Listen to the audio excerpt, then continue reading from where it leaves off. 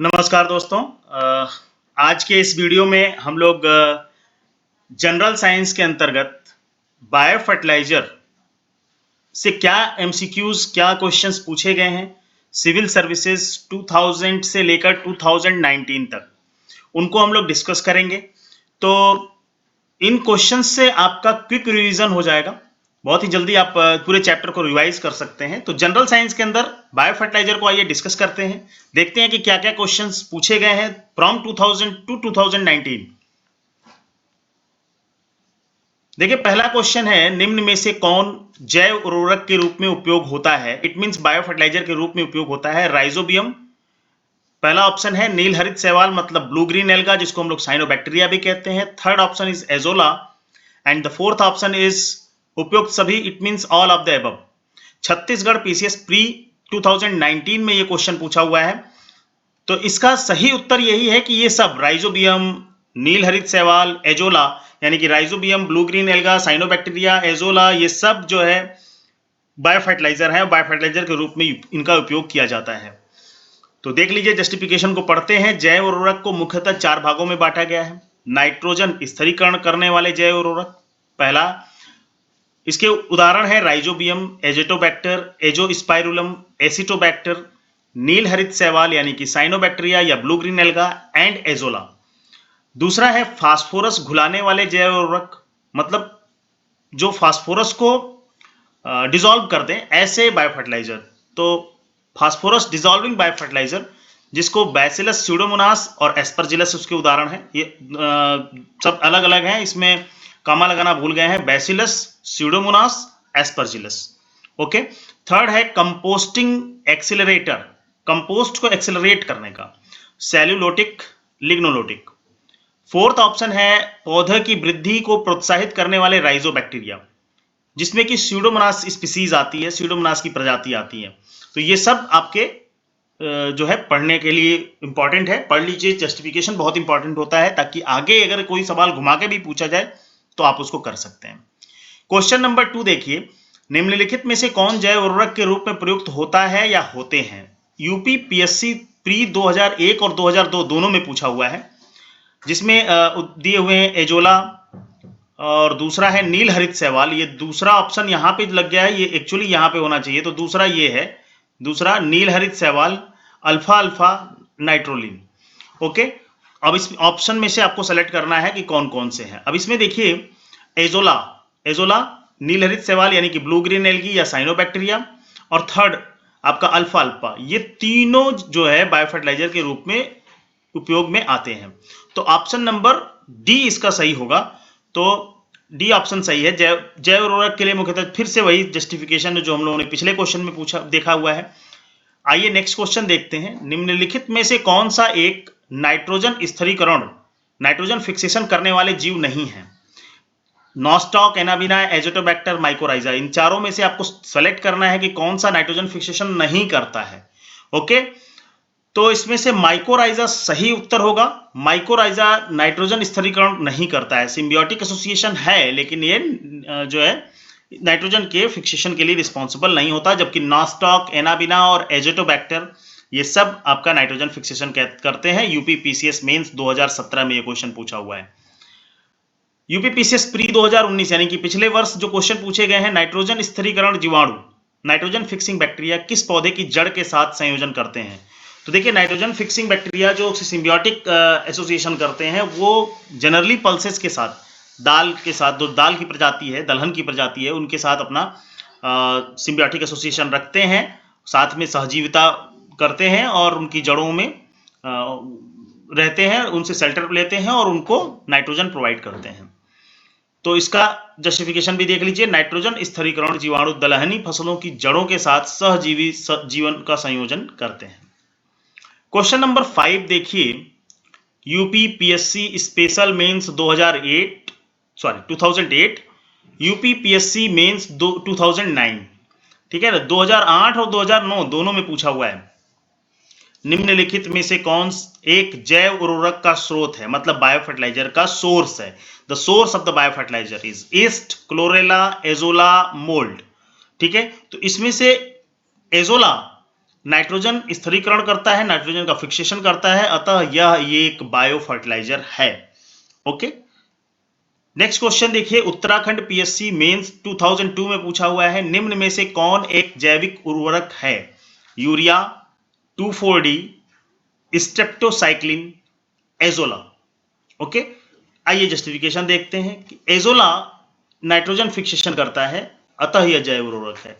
तो एजोला ही आपका nitrogen fixing bacteria, nitrogen fixation करता है। ठीक है, पशुओं विशेषतः दुधारू गो के अनुपूरक भोजन के रूप में प्रयुक्त जैव उर्वरक है। मतलब ऐसा बायो फर्टिलाइजर जो जनरली एनिमल्स के फीड में यूज किया जाता है, उसके बारे में पूछ रहा है। Azospirillum, azolla, Azotobacter and rhizobium. अब इसमें से कौन है जिनको हम लोग जनरली हमारे एनिमल्स को एज अ फीड सप्लीमेंट देते हैं? तो उसका जो सही उत्तर है वो है एजोला। अगर एजोला प्रतिदिन पशुओं को, जानवरों को, एनिमल्स को 1.5 से 2 किलो दिया जाएगा तो उससे उनकी 15 से 20% दुग्ध उत्पादन बढ़ जाएगा, जो मिल्क प्रोडक्शन है वो 15 से 20% बढ़ जाएगा। ओके, तो अगर कोई पशु 10 किलो दूध देता है तो वो 11 साढ़े 11 किलो दूध आराम से देने लगेगा अगर एजोला दिया जाए उसको। क्वेश्चन नंबर 8, निम्नलिखित में से कौन सुमेलित नहीं है? मतलब कौन सा करेक्टली मैच्ड नहीं है? Which of the following is not a correctly matched? नील हरित शैवाल, it means blue green alga, it is a biofertilizer. Chrysopa, महो नियंत्रण। बायो 902, सरसों का कायोक्लोन। एजोटोबैक्टर, जैव कीटनाशी। कीटनाशी का मतलब वीडीसाइड, ठीक है ना? वीडीसाइड तो खैर अगर हम इंसेक्टिसाइड, कीटनाशी का मतलब होता है इंसेक्टिसाइड। वीडीसाइड होते हैं जो वीड्स, जनरली जैसे पार्थेनियम वीड होती है जो गेहूं के साथ अक्सर उग जाती है, तो उसको हम लोग वीडीसाइड कहते हैं। तो यहाँ पे आपका एजोटोबैक्टर के साथ जैव कीटनाशी बोल रहा है जो, तो एजोटोबैक्टर एक जैव कीटनाशी नहीं है, एजोटोबैक्टर एक बायो फर्टिलाइजर है। ठीक है, तो इसका जो सही उत्तर, क्योंकि ये सुमेलित नहीं है तो डी ऑप्शन सुमेलित नहीं है, बाकी सब सही है। Blue green alga bio fertiliser है, क्रायोसोपा महो नियंत्रण करता है, बायो 902 सरसों का काइक्लोन है, एजिटोबैक्टर जैव कीटनाशी नहीं है। ठीक है, एजिटोबैक्टर भी बायो फर्टिलाइजर है।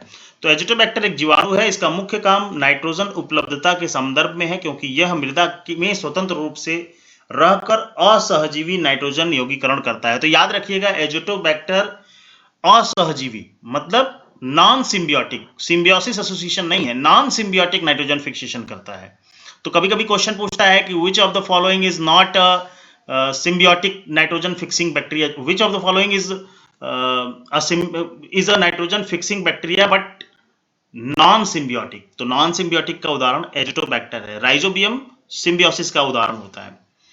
क्वेश्चन नंबर 9 देखिए, यूपीपीएससी प्री 2006, यूपीपीएससी मेंस 2010, मतलब 2006 और 2010 दोनों में पूछा गया है। निम्नलिखित किस फसल में नील हरित शैवाल यानी कि ब्लू ग्रीन एल्गा मुख्यतः जैव उर्वरक के रूप में प्रयोग किया जाता है? तो गेहूं, चना, धान, सरसों। तो धान की फसल में ब्लू ग्रीन एल्गा का उपयोग होता है, जब बायो फर्टिलाइजर यूज किया जाता है। तो धान की फसल में नील हरित शैवाल मुख्यतः जैव उर्वरक के रूप में प्रयोग करते हैं। क्वेश्चन नंबर 10 देखिए, निम्न के साथ मिलाने से एजोला एक अच्छा उर्वरक होता है। मतलब किसके साथ अगर एजोला को मिक्स कर दिया जाए तो वो और अच्छा बायो फर्टिलाइजर बन जाएगा और अच्छा फर्टिलाइजर बन जाएगा। नील हरित शैवाल, हड्डी का चूरा, गोबर और यूरिया। यानी कि ब्लू ग्रीन एल्गा, हड्डी का चूरा मतलब है कि द पाउडर ऑफ बोन्स, गोबर तो आपको पता ही है, यूरिया मतलब यूरिया। तो इसमें अगर देखिए कि एजोला को अगर नील हरित शैवाल के साथ मिक्स कर दें, मतलब azolla when mixed with the cyanobacteria, it is a very good fertiliser. तो नील हरित शैवाल एजोला का सहचारी है और इसके साथ मिलाने से इसकी अच्छी उर्वरकता प्राप्त होती है। क्वेश्चन नंबर 11 देखते हैं, UP UDA LDA special mains 2010, UP RO ARO mains 2014, इनमें पूछा गया है एजोला है क्या? जलीय fern, aquatic fern, aquatic algae, aquatic bacteria, none of the above. जलीय एल्गी, जलीय बैक्टीरिया। तो एक्चुअली एजोला एक जलीय फर्न है, इसको हम लोग एक्वाटिक फर्न कहते हैं। ठीक है, तो ये ऑप्शन आपका फर्स्ट सही हो जाएगा। क्वेश्चन नंबर 12 पर चलते हैं, निम्नलिखित में से कौन से सूक्ष्मजीवी यानी कि माइक्रो ऑर्गेनिज्म जैव उर्वरक यानी कि बायो फर्टिलाइजर के रूप में प्रयोग होते हैं? साइनोबैक्टीरिया, प्रोटोजोआ, वायरसेस, उपरोक्त में से कोई नहीं। तो इसका सही उत्तर होगा कौन? साइनोबैक्टीरिया। धान की फसल में नील हरित शैवाल मुख्यतः जैव उर्वरक के रूप में प्रयोग किए जाते हैं। देखिए यूपीपीएससी प्री 2009 में पूछा हुआ है फसलों उत्पादन में नत्रजन उपयोग क्षमता, नाइट्रोजन यूज इफिशियंसी। ये एक अलग चीज है, फिक्सिंग अलग चीज है। नाइट्रोजन यूज इफिशियंसी मतलब नाइट्रोजन प्रेजेंट है और कितना आप उपयोग कर पा रहे हो कि वृद्धि की जा सकती है। पहला ऑप्शन है उर्वरक के मात्रा के बार बार प्रयोग द्वारा, नत्रजन अवरोधक के प्रयोग के द्वारा, नत्रजन मतलब नाइट्रोजन फिक्सिंग बैक्टीरिया को इनिबिट करके, नत्रजन धीरे छोड़ने वाले उर्वरक के प्रयोग द्वारा और उपरोक्त सभी द्वारा। तो ये सभी कारण, जो तीनों कारण दिए गए हैं, उपरोक्त सभी कारण नाइट्रोजन यूज इफिशियंसी को बढ़ा सकते हैं। ठीक है, तो आप उर्वरक को मतलब बार बार यूज करिए, फिर जो नत्रजन यानी कि नाइट्रोजन का अवरोध कर दीजिए, नाइट्रोजन को इनिबिट करिए। ठीक है, नाइट्रोजन धीरे छोड़ने वाले उर्वरक, ये सब तीनों मिलकर जो है नाइट्रोजन यूज इफिशियंसी को बढ़ाते हैं। क्वेश्चन नंबर 14 पर चलते हैं। सोयाबीन में नत्रजन स्थिरीकरण के लिए जिम्मेदार बैक्टीरिया है। नाइट्रोजन फिक्सेशन के लिए जिम्मेदार बैक्टीरिया कौन होता है? Rhizobium leguminosarum, rhizobium japonicum, rhizobium phaseoli, English में फैसियोलाई कहते हैं, राइजोबियम फैसियोलाई और राइजोबियम ट्राइफोलाई। तो यहाँ पे जैपोनिकम जो होता है स्पीसीज राइजोबियम का, वो एक्चुअली सोयाबीन में नाइट्रोजन फिक्सेशन करता है। तो इसका सही उत्तर ऑप्शन बी हो जाएगा। तो इसी के साथ यहाँ पे हमारे सारे क्वेश्चन जो 2000 से लेकर 2019 तक यूपी, बिहार, छत्तीसगढ़, बहुत सारे state level civil services exam में जो क्वेश्चन पूछे गए हैं वो मैंने आपको करा दिए हैं। उम्मीद है आपको अच्छा लगा होगा वीडियो। अगर आपको वीडियो अच्छा लगा तो आप अपने लाइक्स कमेंट्स जरूर करिए, वही हम लोगों की एक एनर्जी है जो मुझे मिलती है। तो धन्यवाद आपका, बहुत बहुत धन्यवाद जो इतने लास्ट तक मुझे सुन रहे हैं।